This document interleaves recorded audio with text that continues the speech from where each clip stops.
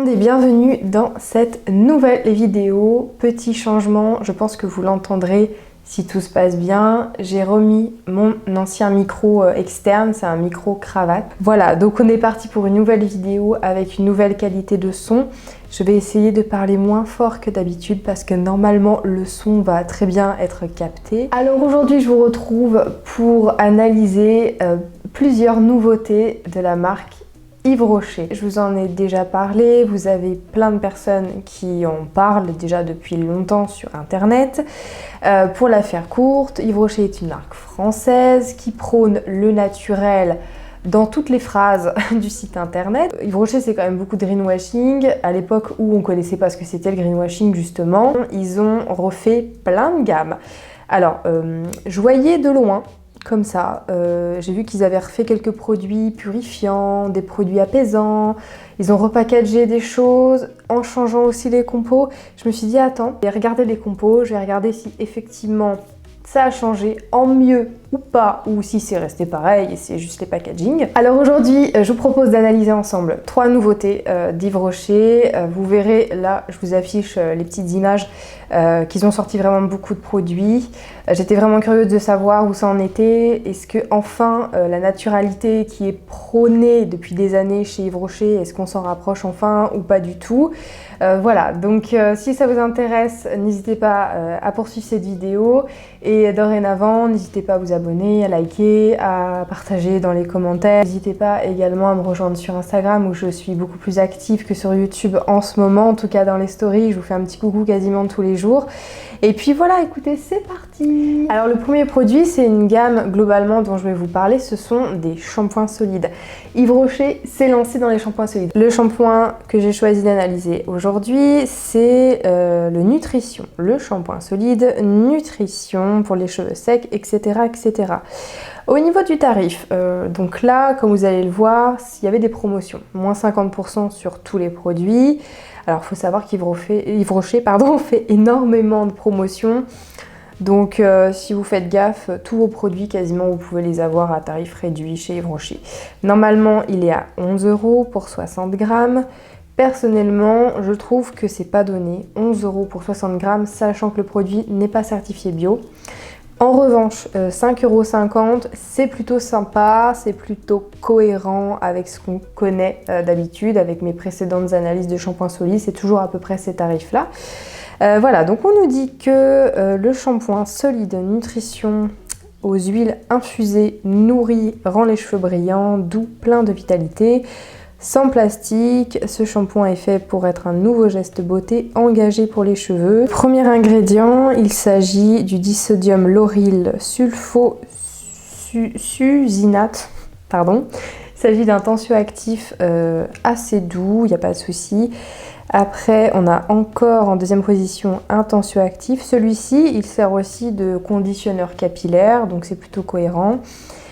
Après, stéarique acide, c'est un émulsifiant. Ensuite, nous avons de l'eau, un excipient, la maltodextrine, un excipient, de l'huile de ricin hydrogénée, un stabilisateur, donc c'est le cétylalcool, du parfum, de l'huile de macadamia, dicaprylyl ester, c'est une huile synthétique.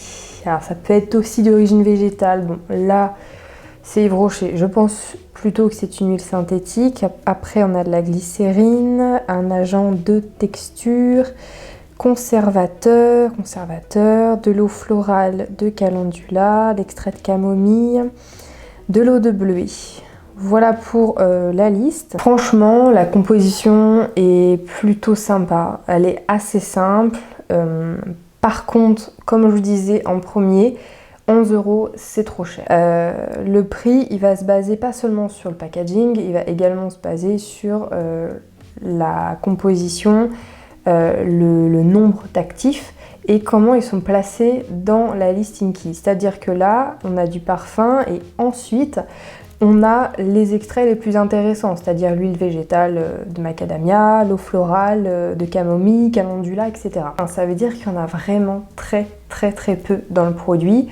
En plus, c'est un shampoing, ça veut dire que vous allez le laisser poser peut-être 2-3 minutes, et encore. Je pense que c'est quelque chose qui va se rapprocher du conventionnel, on a pas mal de tensioactifs, je pense qu'il va plaire à beaucoup de monde, voilà. Mais je n'ai pas envie de le tester personnellement, j'ai déjà des produits qui me conviennent très très bien. Et au niveau voilà, du prix, du rapport qualité-prix, je suis pas emballée, mais c'est pas mal. Franchement, c'est pas mal. Je veux dire par là que la compo, elle est clean. Alors, deuxième produit qu'on va regarder ensemble, c'est une nouvelle huile démaquillante. Et là, c'est dans la gamme pure camomille, donc la gamme apaisante chez eux. C'est une gamme qui existe depuis très longtemps, mais comme je vous ai dit, ils ont refait plein de produits dans ce style de gamme-là. 12,90 € prix normal. Bon, ça m'est déjà arrivé de mettre presque 20 € dans une huile démaquillante, mais qui était bio, voilà, qui était parfaite au niveau de la composition, et surtout c'est le genre de produit qui me dure au moins 6 mois. Alors, premier ingrédient, l'huile de tournesol. Bon, typiquement, ça, même dans les produits bio, vous êtes quasiment sûr de retrouver l'huile de tournesol en début de combo parce qu'elle est pas chère. L'octylodécanol, c'est une huile estérifiée, un alcool gras. C'est pas cher non plus, clairement, mais bon, il n'y a pas de souci. Bon, voilà, ça n'a aucun intérêt, mais bon, en même temps, là, c'est pour démaquiller. Après, Coco Caprylate, c'est encore une huile estérifiée. Isoamyl-laurate, encore une huile estérifiée. Isopropylpalmitate, c'est une substance qui va aider à adoucir la peau. Ok. Ensuite, PEG 20. Alors c'est un composé étoxylé, un polymère de synthèse. Alors je peux comprendre au niveau de la texture, ça va être un ingrédient qui va aider à lisser la peau, à donner cette texture super onctueuse qu'il n'y a pas forcément dans un mélange d'huile simple. Ça va rajouter une texture onctueuse en fait. Mais bon, c'est un composé pas terrible non plus. Après on a enfin la camomille. Autant vous dire qu'il n'y en a quand même pas beaucoup à l'intérieur. Tocophéryl acétate, c'est un dérivé de la vitamine E, donc contre le rancissement des huiles. Et de l'huile de macadamia qui arrive en dernière position, ça c'est pas terrible quand même. La composition, elle est pas mauvaise franchement. Alors je dirais peut-être pas jusqu'à dire qu'elle est clean parce qu'on a quand même un polymère de synthèse, mais enfin c'est sensiblement la seule chose qui me chafouine un petit peu dans cette composition. Après, le fait qu'on ait des huiles estérifiées, ça me dérange pas. Je connais des produits bio, il y en a également à l'intérieur. 12,90 €. Bon, faudrait pas plus. Honnêtement, je pense que déjà là on est à la limite. Effectivement, on n'a pas de parfum, donc je pense que vous évitez les irritations des yeux, etc. C'est plutôt pas mal. Alors enfin, le troisième et dernier produit, il m'intriguait un peu. Yves Rocher se met également à faire des mousses nettoyantes pour le visage. J'adore cette texture, mais j'ai jamais testé chez eux en tout cas. Donc là, c'est la mousse nettoyante oxygénante pure algue. Voilà, donc c'est la gamme un peu purifiante. En prix public, enfin en prix normal, on est à 14,90 € les 150 ml.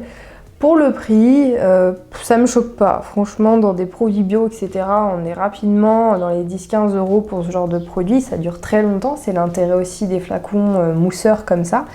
En ce moment, elle est à 7,45 € à 50%. C'est très très bien. Alors c'est parti pour la composition. On a de l'eau, de la glycérine, de l'eau de bleuet, un tensioactif. Alors, celui-ci, le cocamidopropylbétaine, c'est aussi une sorte d'ammonium quaternaire. Alors, on l'aime ou on l'aime pas. Moi, il ne m'irrite pas la peau. Je sais qu'il est très utilisé dans pas mal de shampoings bio parce que c'est un tensioactif qui est plutôt doux et que les industriels adorent remplacer plutôt que pour utiliser des sulfates très très conventionnels. Ceci dit, il paraît qu'utiliser ça à long terme, finalement, c'est autant irritant que d'autres sulfates. On a encore un tensioactif, conservateur, du parfum, un tensioactif doux, un autre tensioactif, un conservateur, un humectant, le fructo-ligosaccharide, c'est un humectant. Alors tout ce qui est un peu à base de sucre comme ça dans les compositions, c'est fait pour hydrater votre peau, en tout cas l'empêcher de se déshydrater. Après, on a de l'inuline qui est un actif hydratant également. Après, on a de l'eau de mer. Bon pourquoi pas, on a de l'eau de mer et la microalgue. qui arrive en dernière position alors que c'est marqué la mousse nettoyante oxygénante pure algue. Et c'est marqué la micro-algue sur le packaging. Ça me turlupine un petit peu. Je pense qu'on aurait pu avoir l'extrait d'algue, enfin l'extrait de micro-algue un petit peu plus haut dans la composition. Ça aurait été bien parce que là, autant vous dire qu'il n'y en a quasiment pas.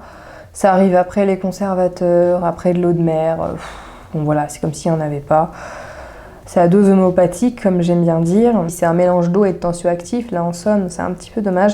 La compo, elle est bien, il n'y a pas de souci, mais il n'y a pas d'actif, quoi. Il n'y a absolument pas d'actif, donc peu d'intérêt. Honnêtement, ça va nettoyer votre peau en douceur, etc. Il n'y a pas de souci, mais il n'y a pas d'actif. En conclusion, ce que je peux vous dire, il y a eu un très bel effort sur les listing keys. Là, clairement, on arrive enfin à des compositions clean. En tout cas, il n'y a pas de souci, il n'y a pas d'éléments choquants, etc. Moi-même, je pourrais tout à fait acheter ces produits et les utiliser au quotidien. Mais la nuance, je sais qu'il y a très peu d'actifs à l'intérieur. Du coup, ça serait plutôt des achats plaisir pour la sensorialité, mais pas tellement des achats pour l'efficacité des produits. En tout cas, c'est comme ça que je veux vous les présenter, c'est ma conclusion finale. C'est sympa. En tout cas, les compos sont vraiment mieux et ça, c'est génial. Enfin, on peut dire que oui, là, c'est naturel, clairement, ok. Maintenant, il n'y a quasiment pas d'actifs. Il n'y a quasiment pas d'actifs. Ça, c'est dommage, surtout que les prix... Je pense qu'on pourrait, Yves Rocher, c'est pas une marque qui sort de Mayenne depuis 15 jours et qui a pas d'argent, c'est quand même une marque qu'on connaît tous, qui est à l'international, etc. J'en ai terminé maintenant avec cette vidéo, j'espère en tout cas qu'elle vous a plu, que potentiellement vous aurez appris des choses. Quant à moi, je vous retrouve très vite dans une prochaine vidéo. D'ici là, prenez soin de vous naturellement, en tout cas essayez, c'est toujours mieux. Ciao ciao!